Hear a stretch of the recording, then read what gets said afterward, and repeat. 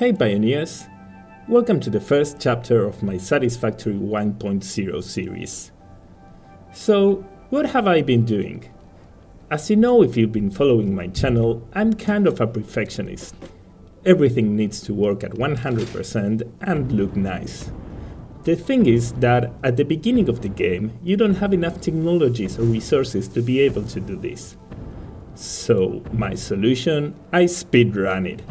Got to phase 3, unlocked almost everything in the map and every single thing in the awesome shop.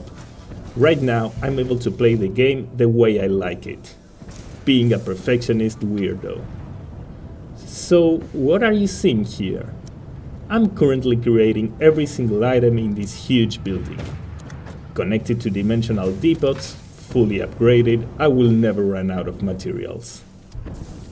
Anyway, absolutely everything that's currently in my world will be deleted, except what we are going to build today. So far in my channel, I've been showing stuff I've made, so I thought it would be nice to show you how I do them. So I will be guiding you through my whole process, since the idea to the final build. And our first build in this playthrough, a turbo fuel power plant. So let's start designing it. Well, we are ready to start. So how do we start a big project? Well, I think the most useful thing to do at the beginning is set up some objectives. If you're building something, there's a reason for it, and having clear objectives will help us as guidelines throughout the process. So, what are my objectives in this case? To begin with, create as much turbo fuel as possible and burn all of it. Not always is necessary to have a specific number. In this case, this will be our first build, it will be a power plant, and we just want to have as much energy as we can. On some other cases, it's perfectly okay to say I need 400 modular frames per minute. But well, right now we are only caring about electricity and making as much as we can. So this will be our first objective. Then, we will use all of the byproducts to create plastic. This will be our first automated item, and it's quite useful for the coated floors that look really good, so we will be checking one out of the list. We will already have plastic. Then, we move to the more generic objectives that I have for every single build I made. And that's it, 100% efficiency. Every single building must be working non-stop, and then there has to be low to none startup time. To have none startup time, everything should be load balanced. That's not always possible or easy to do, but if it's not possible, we'll figure out how to make it start up as fast as possible. And as a starting point, we can see that right now we are working at 100% efficiency. This is actually pretty useful, because if we build something and we see that all of a sudden our electricity is not stable, it means that there's an error. It's the best way to troubleshoot factories. No need to check buildings to see if everything is at 100%. Just by looking at the power consumption, I will be able to know really fast, especially if there's no startup time, if I made a mistake or not. So, right now we are running stable, and the idea is to keep running stable. And finally, even though it might sound dumb, is have fun while doing it. Satisfactory is a pretty complex game, and sometimes you can get overwhelmed. And I don't think that you should be playing if it feels like a chore. If you are bored or you found that something tedious, just have a break, go to the garden, see some butterflies, eat a pancake, watch a Rick and Morty chapter, do whatever suits you. But don't play if you're not having fun. This game is highly addictive, you will end up returning to it, so just go at your own pace. If you're not having fun, I highly suggest just taking a break. So, with our objectives in mind, we can start. And now the question is, how do we start? Well, I feel like the best way of doing it is with using Satisfactory Calculator, one of the best resources there are out there. So let's head there. And here we are. This is Satisfactory Calculator, the interactive map. And I'm currently showing all of the resources needed for our turbo fuel. So what's my starting point? To begin with, I want to know where I'm going to locate my factory. As this is our first build, it could be anywhere in the map. But I already started in the Rocky Desert, and I'm a Rocky Desert type of guy, so I will start over this zone. Then, what are the materials needed? We have coal, we have sulfur, and we have oil. The thing about these materials is that it's really easy to transport solids, but it's really hard to transport liquids. So our power plant will be over here next to the oil, so it's quite easy to transport it. Then we need to pick some sulfur and some coal. In this case, I will be choosing to use this sulfur node because it's pure. This one over here is impure and the other ones are too far away. And for coal, we will be going for one of these three.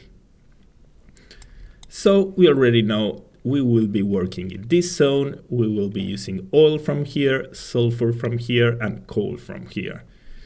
So in order to start thinking about numbers, as in our case, the objective is creating as much as possible. Well, we start by what is limiting us. As we can see, we have a lot of oil, we have a lot of coal, but we have only one sulfur node. So this is going to be what limits us and what sets every number. We are going to take as much sulfur as we can and then adjust the other ones accordingly. I already advanced a little bit and I build. It's taking longer than I thought to load. There we go. I already built this rail system that's able to transport materials, so we can already access the sulfur and the coal, and we will be transporting it over this zone where I will be doing the turbo fuel. So let's get into it. So this is the place. This is the place where the magic will happen. When I said rail, maybe I didn't use the correct word. Rail doesn't mean trains. This is what I call a rail. We have on the top capacity to move a lot of materials. We can even add more levels. And on the middle, I created an hypertube network to be able to move fast from one place to the other. Unfortunately, I made a huge boo-boo while doing so. We can check that this hypertube consumes almost 2 gigawatts of energy because there's a lot of entrances to be able to accelerate it and be moving as fast as possible, but I didn't take into consideration the power consumption. So I haven't been able to test it, and well, once we finish the power plant I will be able to turn it on, but I will have to figure something out because this consumption is extremely huge. But that's a problem for future Nico, not actual Nico.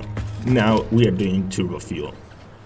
So the first step is figuring out what the hell is turbo fuel. So we'll type over here, turbo fuel, and we'll see that we actually have 2 recipes. This doesn't count. We can do it out of heavy oil residue. This is as a byproduct, and we don't have any byproduct available, so we will be ignoring this one. So we will be doing it with fuel and compacted coal. Now, when you have a big problem like this one, I like to divide it into smaller problems. So we will divide our factory into 2. One side will be handling all of the liquids and the other one all of the solids. So right now we will be focusing only in the compacted coal. So let's figure out what does compacted coal mean. Well, this is fun. I've unlocked every single recipe there is for phase 3 and still I don't have any of these 4. Guess we'll get them later in the future, but for now this is the only one we can do. We need coal and we need sulfur. So As I said before, what's going to be limiting us is the sulfur, is the one that we have the least amount of.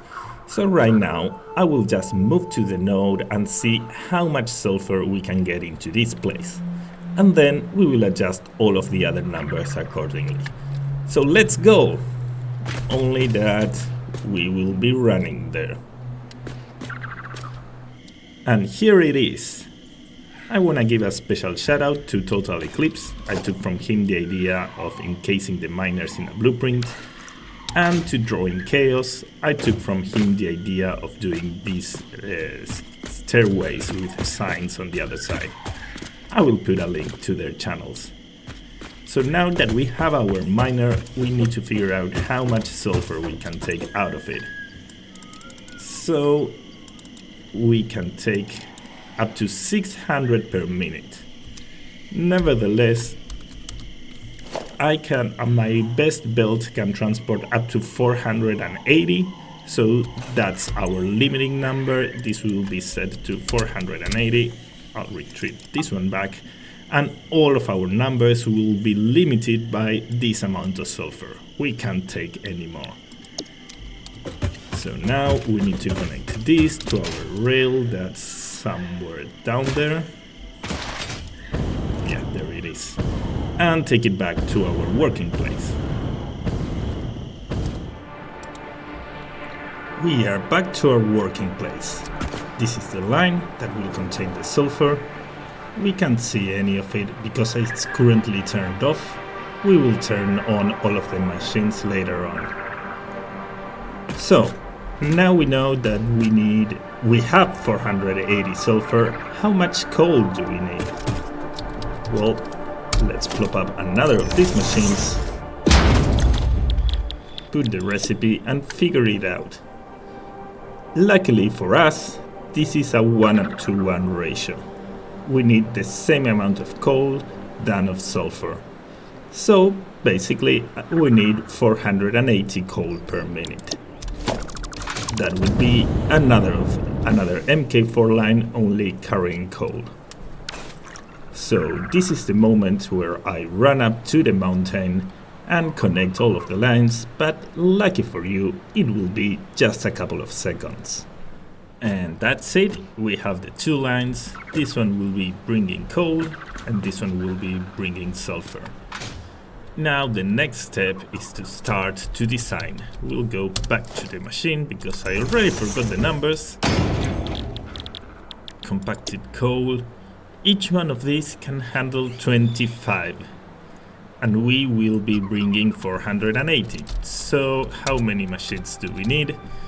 19.2. Now, if you were a regular player, you would build 19 machines, maybe overclock one of them, or 20 machines and underclock one of them, and place them all in a manifold. But, well, I'm not a normal player, and one of our objectives were to have everything load balanced. So how do we start by this? Well, the easiest way to load balance is by blueprints. So my first step is going to be create a blueprint and try to fit as much assemblers as I can while connecting them load balanced. And depending on that number is how I'm going to design this part of the factory. So now to the blueprint designer. And here we are. I did it, and oh boy am I proud of this blueprint. I managed to fit 12 assemblers and all of them load balance. So let's show you how this works. This is our input. It will be coming this way and immediately gets split into 3 because we have 3 levels. So let's focus on this level for now. It goes directly to a splitter that splits onto 2, and each one of these is splitting into 2 machines, meaning this material is completely load balanced. For the other side, we are doing exactly the same. This would be our input that immediately goes into a splitter, splitting one for this level, one for the other, and one for the top level. Again, same way of working. This one splits into these 2, and this one, each one of these splits into two machines. On the output side, there's not much to talk about because merging is easy. I'm just merging all of them into this one, and this one is also merging from one level and from the other level. All of the power is already connected. I invented this little thing to make the cables go through the floors and look kind of tidy. And on the top one, as I didn't have space for the roof, I had to use power poles. But everything's working, it's already decorated. This will save us a lot of time. Now, one thing that you might be saying is, there's no way you're going to connect this hole to this splitter. Same going for this floor to that splitter. But actually you can. When I discovered this, oh, that was a game changer. I plopped up this blueprint over here to show you. So how do you do it? If you want to start from the splitter, there's no way you can do it. As you can see, I'm far off my target.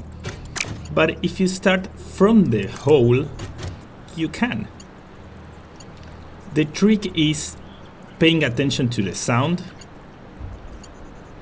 It makes a sound when it gets there, so that means that it's connected and we won't have any issues at all.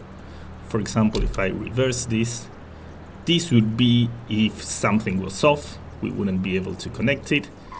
But as long as we are hearing that sound and we are seeing that it automatically fits into that point, it means that it works. Same goes for this one. It connects. So there you go, 12 assemblers completely load balanced. Now let's do some numbers. I completely forgot about what we were doing, so let's plop one of these. And each one can handle 25 coal per minute. We want to handle 480 divided 25 means that we need 19.2 assemblers. So we have 19.2 assemblers and our blueprint can handle 12. That means that we need 1.6 blueprints.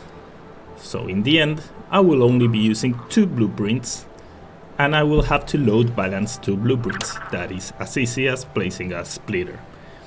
And then I will have to underclock all of them quite a bit. We can say instead of 2, this is 1.6.